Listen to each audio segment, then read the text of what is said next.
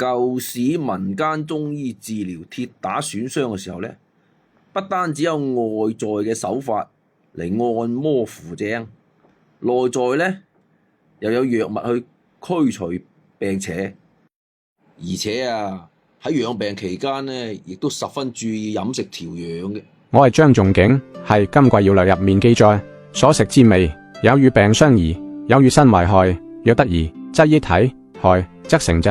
即係話食物同病情要匹配，食啱咗可以幫身體，食錯咗就會搞出病。好似感冒就要食啲清淡嘢，唔好食煎炸油膩。我係賈明，喺飲食須知寫過，飲食本為養生，但唔知食物有相生相克，亂食輕則傷身，重則惹禍。所謂養生變害生即係話好似蝦同橙唔可以一齊食，羊肉唔該配。通常嚟講咧，每個人即係唔管佢患病嘅前後，佢嘅身體咧本身有自己嘅寒熱虛實嘅唔同。然而各種食物咧也有佢本身嘅生冷溫補嘅唔同。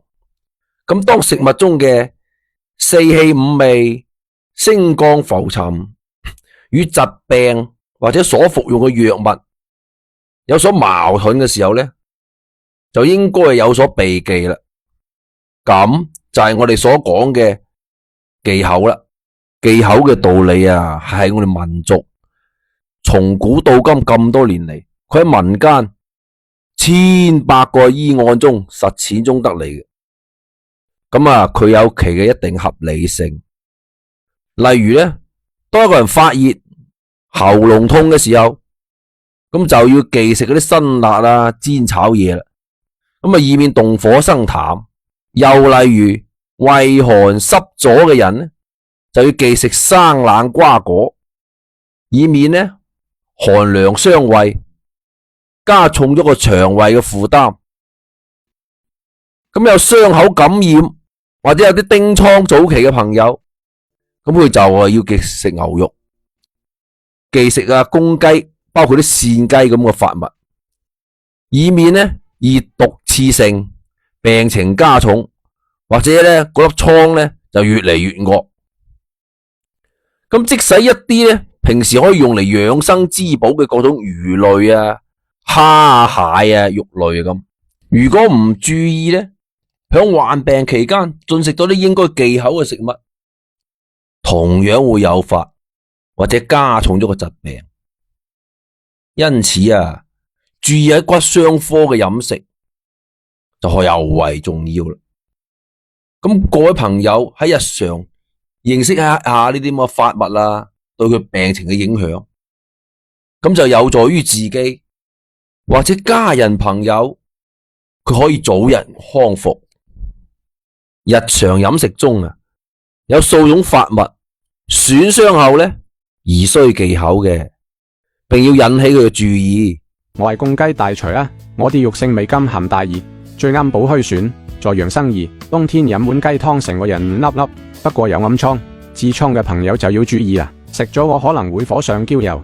記住與熱菌嚟疔瘡熱痱嘅情況，千祈唔好揾我補身，會適得其反。我係牛魔王，我肉性大熱，有益氣補虛功效，可強陽道、益腎氣。骨損傷後期氣血兩虛者可進食，但宿熱、熱病初愈者及傷後早期發熱者均不宜食。骨傷內熱患者早期可用田雞肉、瘦豬肉代之。即鵝肉性甘平，有補中益氣、養血補虛嘅功效，特別適合體虛嘅朋友。但係鵝肉氣味俱厚，容易發風發瘡，皮膚瘙癢、痈瘡腫毒嘅朋友要忌口。濕火流根嘅朋友，頸肩臂脹痛酸麻，口苦咽乾，就唔好食燒鵝燒鴨啦。肝膽濕熱嘅朋友，脅肋脹痛、口苦犯糊，都係要遠離鵝肉。健康嘅朋友可以適量食鵝肉。我係李如先生，性微溫甘平，最識補氣血噶。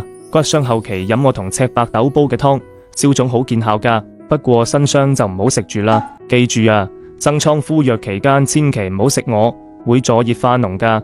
食得合時我先係補品。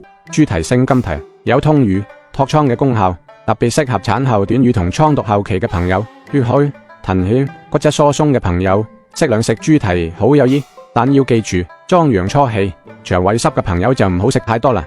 蟹類性多鹹汗，有清熱活血之功效。炒控研末可醫血瘀胸痛、胸中熱等症，但係中氣虛寒者服之會腹瀉偏溏。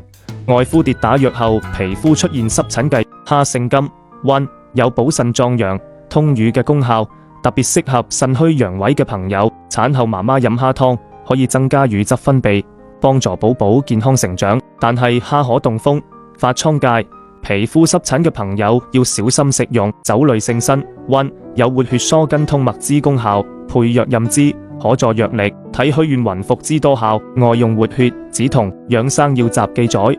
酒能益人，亦能損人。飲之失道，體氣洗弱，精神昏沉。凡傷後內外出血者忌服。脾虛濕熱如肝炎、瘡瘍、痔漏等患者應忌。